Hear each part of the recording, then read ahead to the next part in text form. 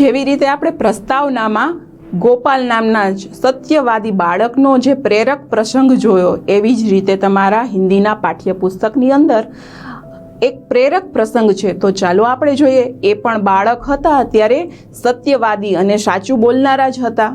તો એ શું સાચું બોલ્યા અથવા તો કઈ ઘટના, કયો પ્રસંગ એમના જીવનમાં બને છે એ હવે નિહાળીએ. અહીંયા તમે ચિત્ર જોઈ રહ્યા છો. એ ચિત્રમાં એક નાનકડું એવું બાળક છે અને એની આજુબાજુ થોડાક લોકો ઊભેલા છે. હવે શું ઘટના બને છે એ આપણે જોઈએ. એક સમય की बात है, एक लंबा काफिला बगदाद की ओर जा रहा था.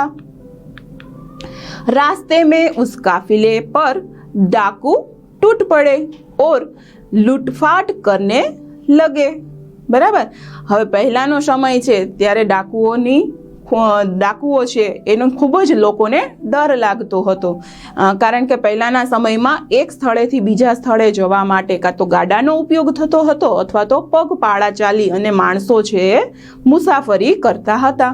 તો આ એ જ સમયની વાત છે જ્યારે એક મોટું એવું ટોળું છે એક જગ્યાએથી બીજી જગ્યાએ જઈ રહ્યું હતું અને રસ્તામાં એના ઉપર એક આફત આવી પડે છે. એટલે કે ડાકુઓ છે એ લૂંટફાટ કરવા માટે એ ટોળા તરફ આગળ વધે છે અને પછી એ ટોળા પર આક્રમણ કરી અને એની પાસે જે રહેલું છે પૈસા અથવા તો કોઈ પણ ધન રહેલું છે એ લૂંટવાનો એ પ્રયત્ન કરી રહ્યા હતા ડાકુઓ. ઉસ કાફિલે મેં એક 9 વર્ષ કા બાલક થા. હવે જે ટોળું હતું એ ટોળામાં એક 9 વર્ષનો નાનકડો બાળક હતો, એ પણ સામેલ હતો. वह एक और चुपचाप खड़ा रहकर इस लूटमार को देख रहा था. હવે સ્વાભાવિક છે કે ડાકુઓ નજીક આવે છે અને પોતે પોતાનું કાર્ય કરવાનું શરૂ કરી દે છે. એટલે કોઈને ધમકાવે છે, કોઈને મારે છે અને એની પાસે જે પૈસા છે એ લઈ લે છે. કોઈએ પહેરેલા ઘરેણાં છે તો ઘરેણાં પણ ઝૂંટવી લે છે. આવું કાર્ય છે એ કરી રહ્યા હતા અને આ બધું જ દ્રશ્ય છે એક બાળક 9 વર્ષનો છે એક બાજુ ઊભો રહી અને જોઈ રહ્યો હતો. એ બાળક શું પ્રતિક્રિયા આપે છે એ આપણે જોઈશું. एक डाकू की नजर उस लड़के पर पड़ी. लड़के के पास आकर वह डाकू कड़क कर बोला, तेरे पास भी कुछ है. બરાબર. હવે ડાકુ હતો એટલે સ્વાભાવિક છે કે બાળક ડરે એ રીતે આવી અને કડક શબ્દોમાં એ બોલે છે કે તારી પાસે પણ કાંઈ છે, પૈસા કે બીજું કાંઈ, એવો એમનો પૂછવાનો ભાવાર્થ હતો. એટલે કડક થઈને ત્યાં બાળક પાસે આવી અને એમને પણ પૂછે છે. લડકા, मेरे पास 40 असरफिया है. હવે એની પાસે 40 સિક્કા હતા એ બાળક પાસે.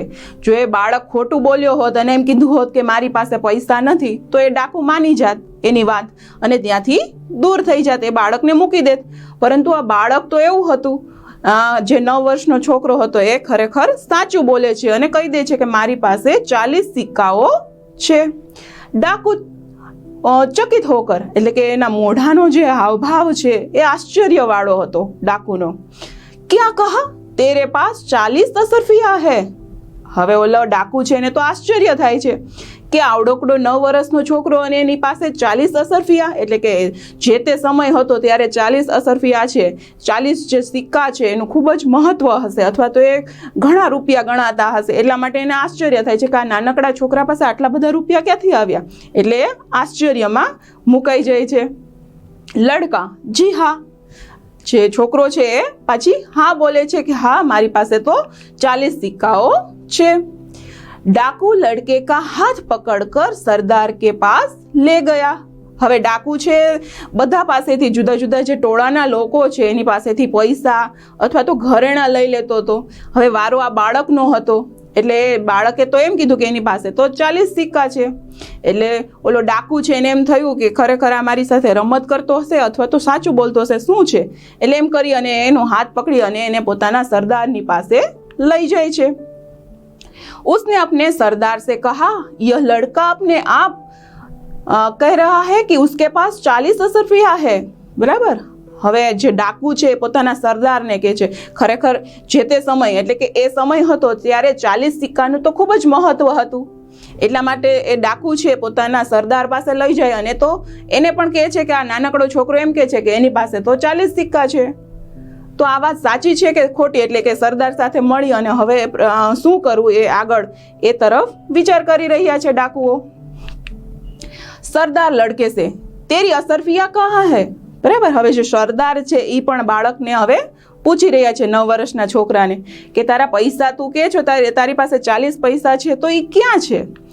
લડકે ને અપની સદરી को फाड़ कर उसमें छुपी असरफिया નિકાલી.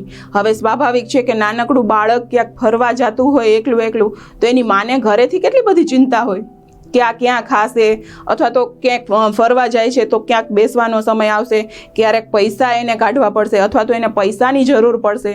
તો માં છે, માં તરીકે એને કેટલી બધી ચિંતા હશે. તો એટલા માટે એને શું કરેલું હતું અને કઈ રીતે સાચવીને આ જે 40 સિક્કા છે બાળકને આપેલા હતા એ જોઈએ. उन्होंने सरदार के सामने रखते हुए कहा यह देखो.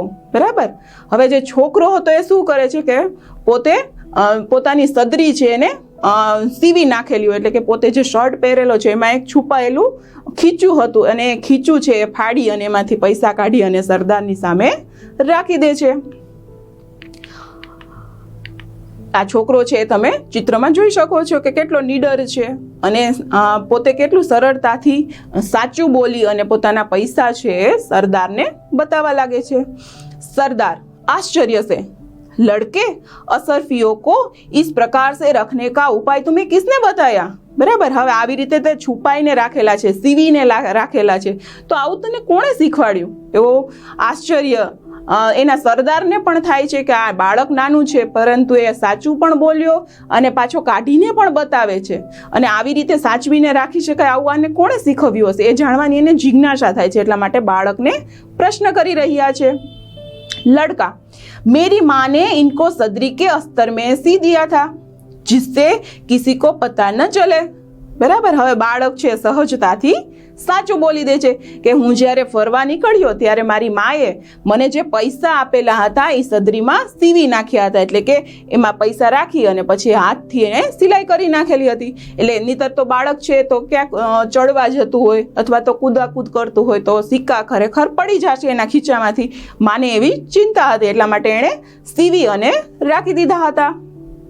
સરદાર તો તूने असरफियों का पता हमें क्यों बताया. બરાબર, હવે એને આશ્ચર્ય થાય છે કે તારી માએ તને એમ કીધું હતું અને આ છુપાઈને રાખેલા છે પૈસા આવી રીતે સીવીને, તો તે અમને શા માટે આ વાત જણાવેલી હતી. હવે અહીંયા તમે ચિત્ર જોવો છો એક સરદારનું જ છે. સરદાર અને બાળક વચ્ચેના સંવાદો થઈ રહ્યા છે. લડકા મેં झूठ कैसे बोलता. मेरी माँ ने कहा था बेटा सदैव सच बोलना, झूठ बोलना पाप है.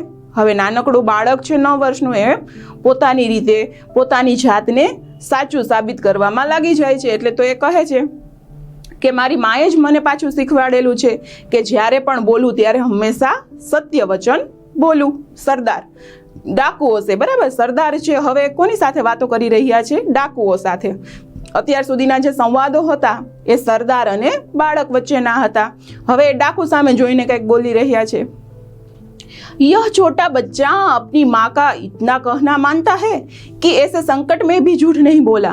બરાબર, હવે જે પોતાના સરદાર છે, પોતાના જે ડાકુઓ છે, પોતાનું જે ટોળું છે એ લોકો જે છે એની સાથે વાતો કરતા કરતા કહે છે કે આટલા બધા સંકટમાં આ બાળક છે છતાં પણ એ ખોટું બોલતો નથી અને સાચું બોલવાનો પ્રયત્ન કરી રહ્યો છે અને આપણને સામે આવી અને પૈસા આપવા લાગ્યો છે. हम लोग बड़े होकर भी ईश्वर के बताए नेक रास्ते पर नहीं चलते और लूटमार करते रहते हैं. બરાબર, હવે સરદાર છે તો એને પણ આ બાળકને જોઈને અંદરથી શરમ આવે છે પોતાની જાત ઉપર. એટલા માટે તો એ કહે છે કે આ નાનકડું બાળક હોવા છતાં પણ સત્યના માર્ગ પર ચાલી રહ્યું છે અને આપણે આટલા મોટા, એટલે કે ડાકુ પોતાની જાતને અને પોતાના સાથે રહેલા ડાકુઓને આ સરદાર છે કહી રહ્યા છે કે આપણે તો મોટા હોવા છતાં પણ બીજાને લૂંટફાટ કરીએ છીએ, બીજાને દુઃખ પહોંચાડીએ છીએ અને ઈશ્વરના બતાવેલા સત્ય માર્ગ ઉપર આપણે ચાલતા નથી. સબ ડાકુ સરદાર બાત તો ઠીક હે. હવે બીજા બધા જે ડાકુઓ હતા એ શું કહે છે પોતાના સરદારને કે તમે જે કહી રહ્યા છો એ તો સાચી વાત છે. સરદાર ડાકુઓ से इनका लूटा हुआ सामान इन्हें वापस दे दो. डाकुओं ने सब सामान वापस कर दिया और आगे कभी लूटमार न करने की प्रतिज्ञा की. બરાબર. હવે આ નાનકડા બાળકનું કેટલું મોટું આ ડાકુઓના મનની અંદર જેનું કાર્ય કરેલું છે, જે સત્ય બોલેલો છે, એની છાપ કેટલી સરસ પડેલી છે કે ડાકુઓ છે પોતાનો ખરાબ માર્ગ, જે લૂંટમાર કરવાનો, બીજાને દુઃખ પહોંચાડવાનો અથવા તો હાનિ પહોંચાડવાનો માર્ગ છે એ છોડી દે છે, ખોટો માર્ગનો ત્યાગ કરી દે છે અને એ પણ સાચા માર્ગ ઉપર ચાલવાનો પ્રયત્ન કરે છે. એટલા માટે તો એ જે ટોળું હતું એ ટોળાનો દરેક વ્યક્તિ પાસેથી લૂંટેલો સામાન છે એ પાછું આપી દે છે. અહીંયા તમને જે ચિત્ર દેખાઈ રહ્યું છે એ જ અબ્દુલ કાદિર છે, એટલે કે જે નાનકડો બાળક હતો એ બાળક હતો અબ્દુલ કાદિર. જે મુસલમાન સંપ્રદાય છે તો એ સંપ્રદાયની અંદર આ અબ્દુલ કાદિરનું પણ મહત્વ છે અને એમની જે પીર છે ત્યાં દર્શન કરવા જવાનું પણ महत्व रहेलू छे. सच बोलने वाले इस बालक का नाम अब्दुल कादिर था. वह बड़ा होकर यह बालक महान संत हुआ.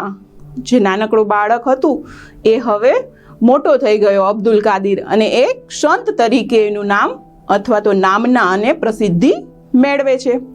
उनकी समाधि बगदाद में है. वहाँ प्रत्येक वर्ष बड़ी संख्या में लोग दर्शन के लिए जाते हैं. હવે એની જે સમાધિ છે ત્યાં પણ મુસલમાન સંપ્રદાય હોય તો ખ્યાલ હોય કે ઉર્ષ ભરાતું હોય અથવા તો અમુક સમય હોય ત્યારે ત્યાં મેળો ભરાતો હોય, તો એ સંપ્રદાયની અંદર જે લોકો છે એ બગદાદમાં ત્યાં એ ઉર્ષ મનાવવા માટે દરેક વર્ષે જાય છે.